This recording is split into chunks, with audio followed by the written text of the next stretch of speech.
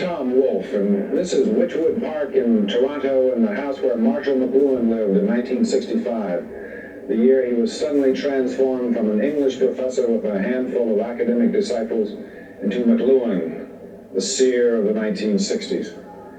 I guess I helped the process along a bit with an article entitled, "Suppose He Is What He Sounds Like, the Most Important Thinker Since Newton, Darwin, Freud, Einstein, and Pavlov. What If He Is Right?" In fact, it was some of the fattest business firms in the United States who were asking that question. All at once, the word was out that this obscure Canadian was the seer of baffling changes that television was causing in the human race. And IBM, General Electric, Bell Telephone, they were all flying him into Command Central. Mystified, but excited, they listened to Marshall McLuhan as the first oracle of the electronic age.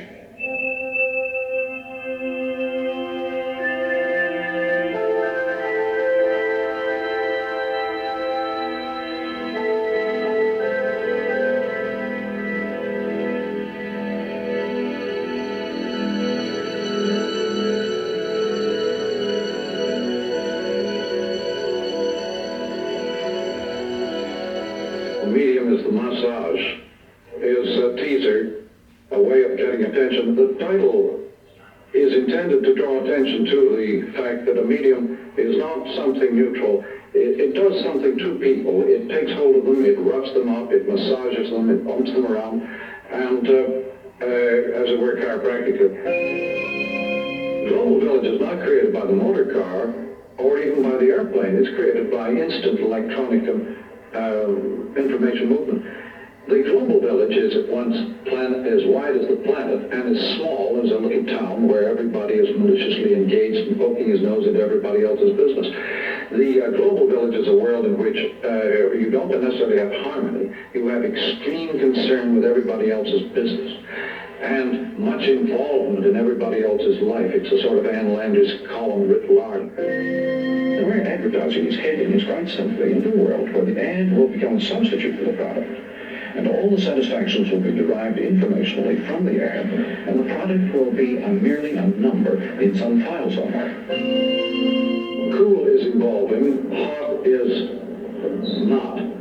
The movie medium is hot and loves violent events, just as the newspaper is hot and loves violent events.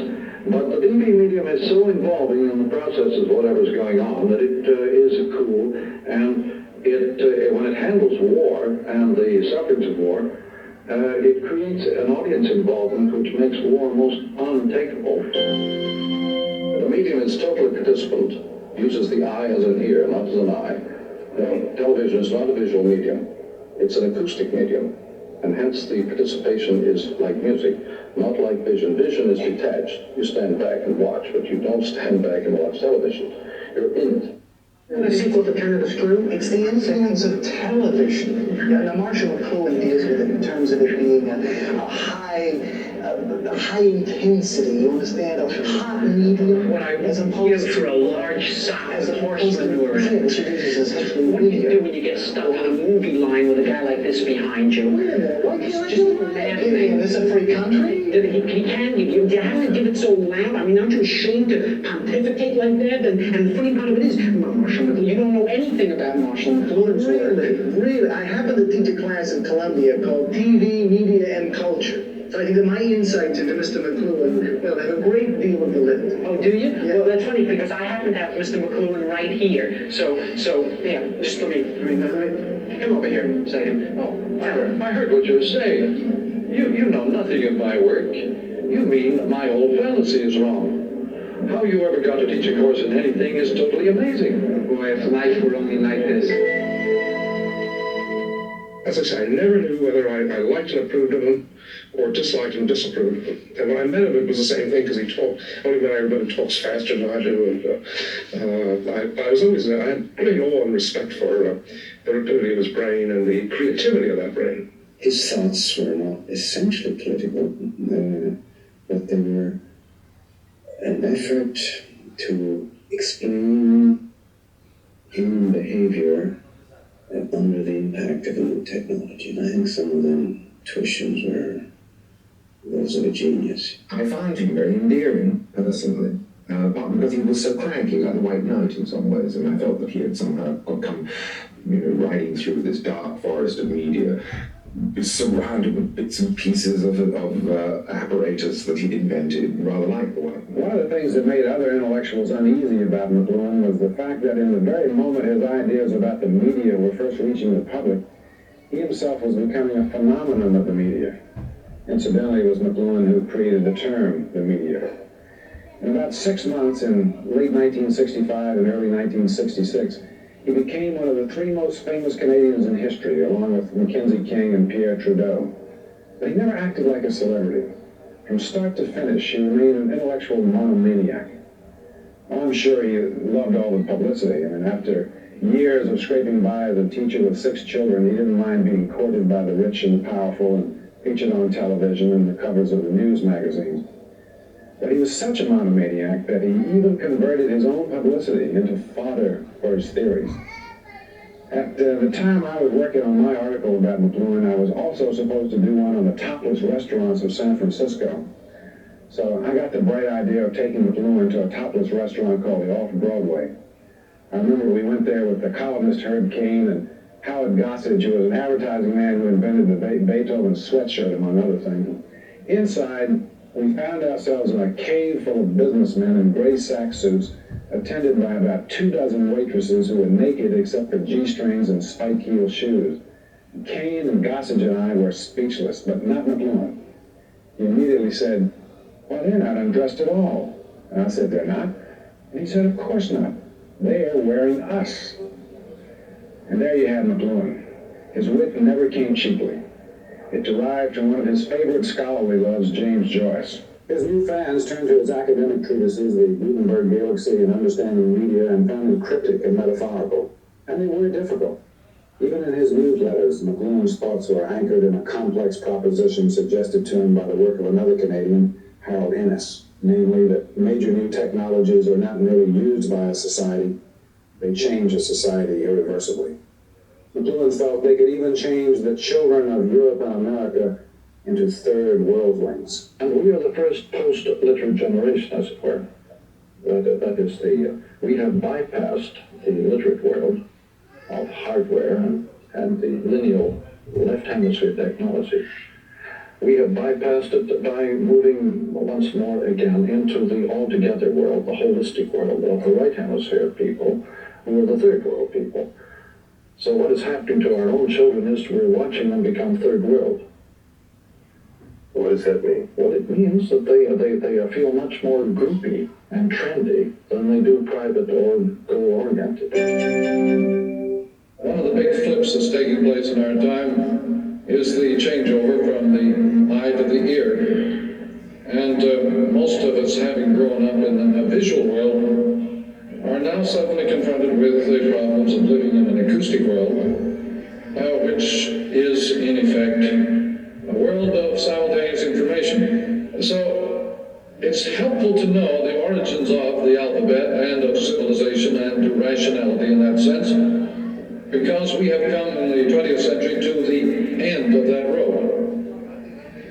And it's a considerable revolution to have been through 2,500 years of phonetic literacy, only to encounter the end of the road. One of the strange implications of the phonetic alphabet is private identity.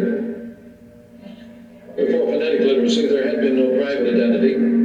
There had only been the tribal group. Homer knows nothing about private identity. Homer's world of the acoustic epic, the tribal encyclopedia of memorized wisdom, which Eric Havelock has reported so ably in his preface to Plato. The Homeric epics were part of this acoustic wisdom that preceded literacy and which were phased out by literacy. Homer was wiped off by literacy. Homer had been the educational establishment of the Greeks for centuries.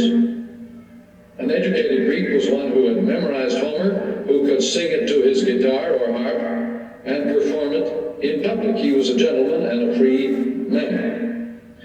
Along along came the phonetic alphabet and Plato seized upon it and said, let us abandon Homer and go for rational education. Plato's war on the poets was not a war on poetry, but a war on the oral tradition of education. Now today, everyone in this room is being subjected to a new form of oral education. Literacy is still officially the educational establishment, but unofficially the oral forms are coming up very fast. This is the meaning of rock. It is a kind of education based upon an oral tradition, an acoustic experience which is quite strangely remote from literacy. Rock is a kind of central oral form of education which threatens the whole educational establishment. If Homer was wiped out by literacy, literacy can be wiped out by rock. We're playing the old story backwards, but you should know what the stakes are. The stakes are our civilization and versus tribalism and groupism, private identity versus corporate identity, and private responsibility versus the group or tribal mandate. It began with my discovery that Americans go outside to be alone and inside to be with people. Now, in all other cultures, Hindu or Russian or Japanese, English, European, people go outside to be with people. They socialize outside, they sit outside, they eat outside, and talk and visit in cafes and pubs and bars and so on. And they go home to be strictly alone. They don't invite strangers into their homes.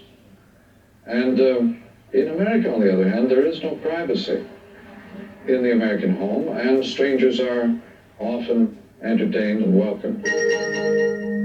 By the way, at this moment, right, we are on the air, and on the air we do not have any physical body. When you're on the telephone or on radio or on TV, you don't have a physical body. You're just an image on the air. When you don't have a physical body, you're a discarnate being. You have a very different relation to the world around you. And this, I think, has been one of the big effects of the electric age. It has deprived people really of their private identity. What would happen if you could shut off television for 30 days in the entire United States of America? It would be a kind of hangover effect, because it's a very addictive medium. And you take it away and people develop all the symptoms of a hangover. Very uncomfortable.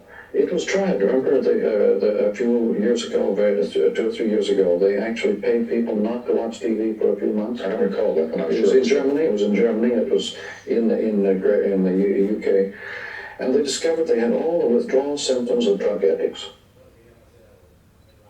and very uncomfortable. All the trauma of withdrawal symptoms. TV is a very, very involving medium, and it is a form of inner trip. And so people do miss it. The thought just occurred to me that possibly if you turned off television, there would be a lot of people who would say at the end of the 30-day period, we will not permit you to turn it back on. Do you think that could happen?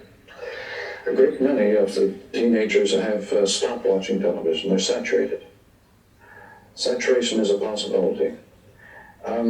About the possibility of reneging on any future TV, I doubt it. I doubt that, except through saturation. But the TV thing is so demanding and therefore so soporific that it requires an enormous amount of energy to participate in. And you don't have that freedom of detachment. We're just talking about basic television programs. One of the effects of television is to remove people's private identity. They become corporate peer group people just by watching it. They lose interest in being individual private individuals. And so this is one of the hidden and perhaps insidious effects of television. When you live out on the frontier, you have no identity. You're a nobody. Therefore, you get very tough. You have to prove that you are somebody. And so you become very violent. And so identity is always accompanied by violence. This seems paradoxical to you? That ordinary people find the need for violence as they lose their identities. So it's only the threat to people's identity that makes them violence. Terrorists, hijackers, these are people minus identity. They are determined to make it somehow, to get coverage, to get noticed. I think that is one of the functions of news, to blow up a storm so big that you can dissipate it by coverage. It's a way of getting rid of the pressure by coverage. But you can actually dissipate a situation by giving it a maximal coverage. It's very disappointing from one angle, but it's survival from another. How don't you get into alarming people? That's done by rumors, not by coverage. Hints, suggestions. But the big coverage merely enables people to get together and enjoy a sort of a group emotion. It's like being at a ball game, a big group emotion. But I do think that taught me that one of the mysteries of coverage is that it's a way of releasing tension and pressure. We have invented the one-liner in place of the joke, because people can't wait around to hear you tell a joke. It takes too long. As for critics, said Sam Goldwyn, don't even ignore them. That's one-liner. The one-liner is for people with very short attention span. They won't stay around for you to tell them the story.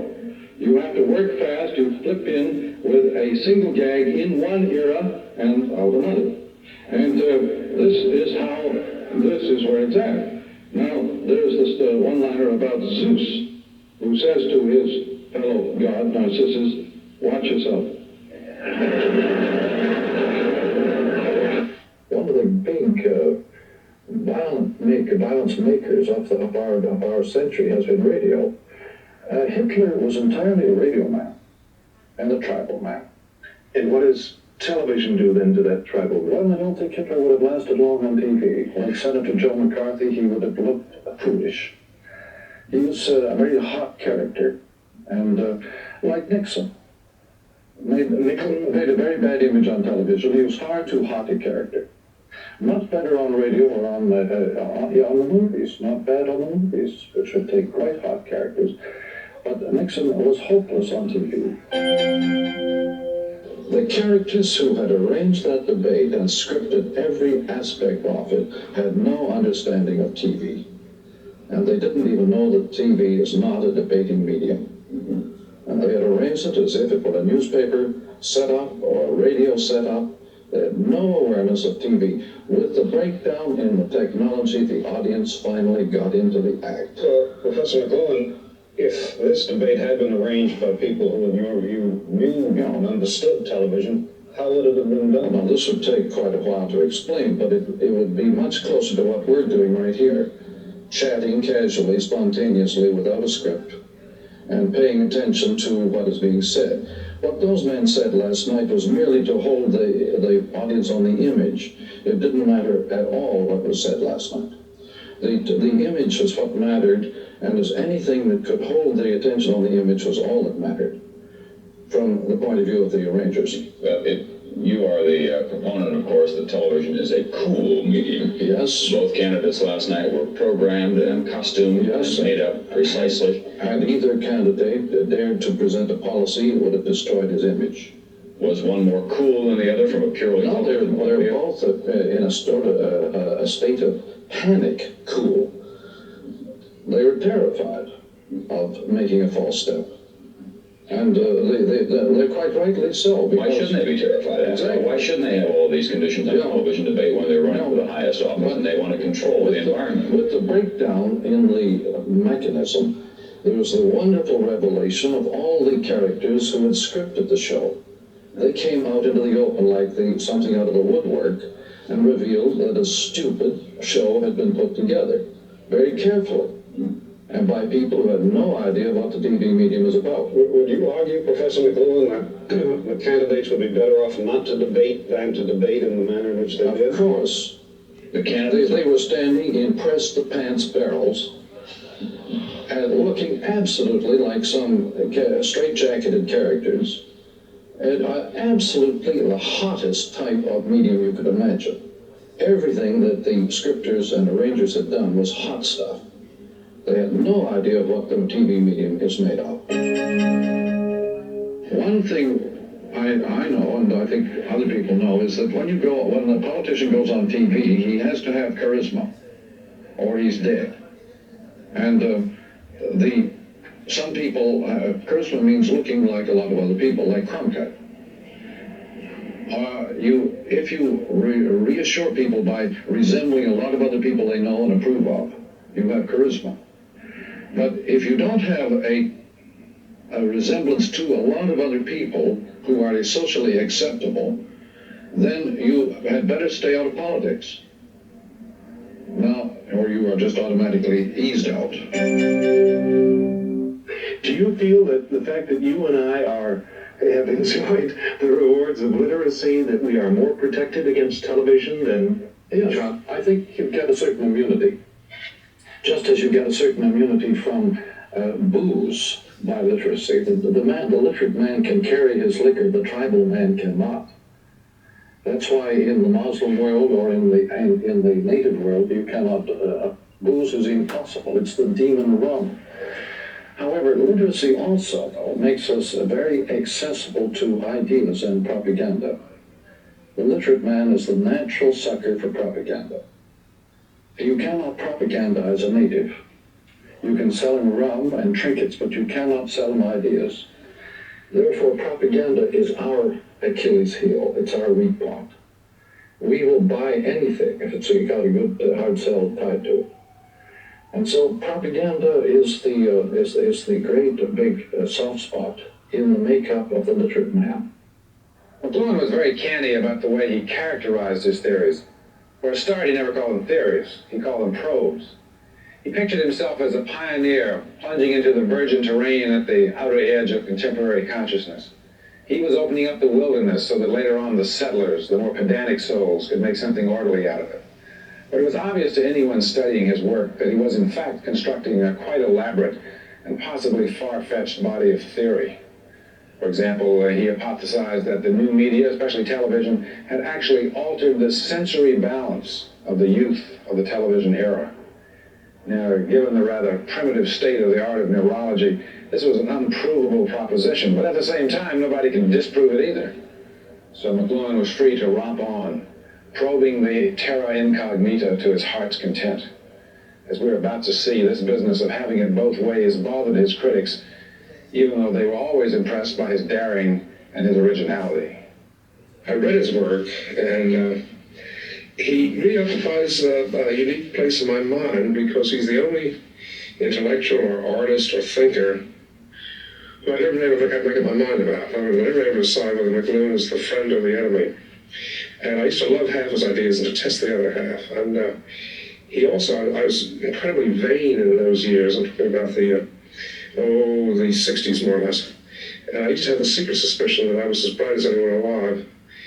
And then when I met McLuhan, I said, no, my brain works about 1/4 his speed. He had the fastest brain of anyone I ever met. And I never knew whether what he was saying was profound or garbage.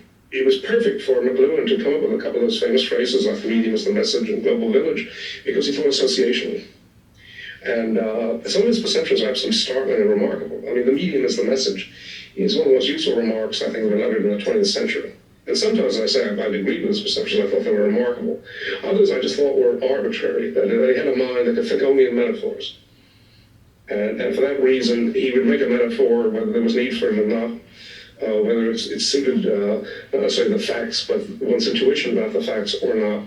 And that he was a compulsive creator of metaphors.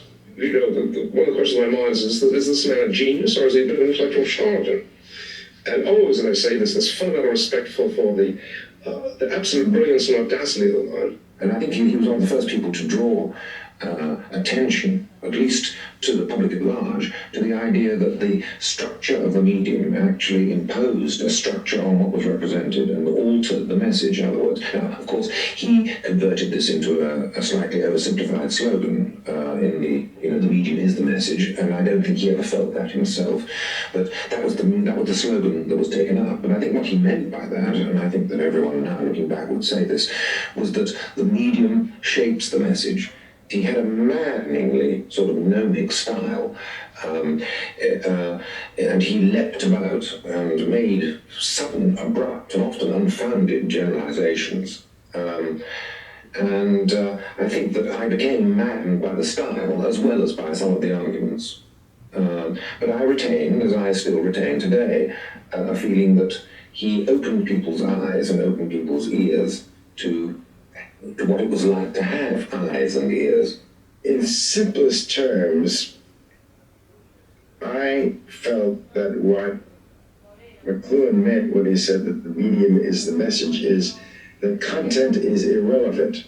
Now that is just anathema to anybody in broadcast journalism, because necessarily we must concentrate on content, so that to us, it wasn't the medium that was the message, but it was the content that is the message. Or in McLuhan's terms, it's the message that is the message. There is a compromise between the medium is the message and the message is the message. And what I've learned through McLuhan and through experience is that how you deliver that message at the studio end or wherever it comes from, and then how that message is delivered to the listener or the viewer are very important. And so I relate that to the medium is the message, and then the slogan, if you will, or the probe, or the provocative statement wasn't meant to be taken entirely literally.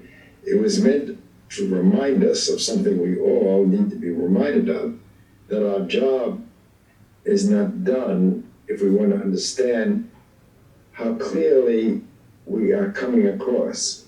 And we must have some understanding of what the transmitting medium does to our messages and what that does to the recipient of the messages. One of his arguments was an historical argument.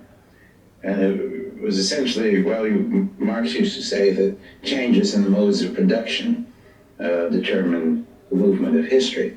And what Marshall McLuhan, in effect, was saying was that changes in the modes of communication determine the movement of history. The point he was making is a revolutionary point. He made it in a faddish way.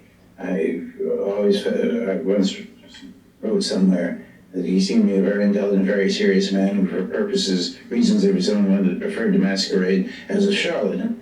But I do think that the passage, the movement from the era of print to the electronic era is going to have all sorts of unexpected reverberations on our ways of seeing, our ways of perceiving, our ways of feeling, and our ways of behaving. And Marshall McLuhan was the first man since Henry Adams to call the world's attention to that in a vivid and arresting way. I remember getting a letter from him sort of saying, hey, you've got the cool TV image and the corporate mask and all these things. And I didn't connect right away in the sense that I felt he was an important man taking an interest in how I looked on television. And so we began a correspondence and led into exploration of ideas. And he asked questions, and I throw back at him some what I thought questions about how to reconcile this with that. And then I began to meet him. Don't worry, don't worry about the contradiction.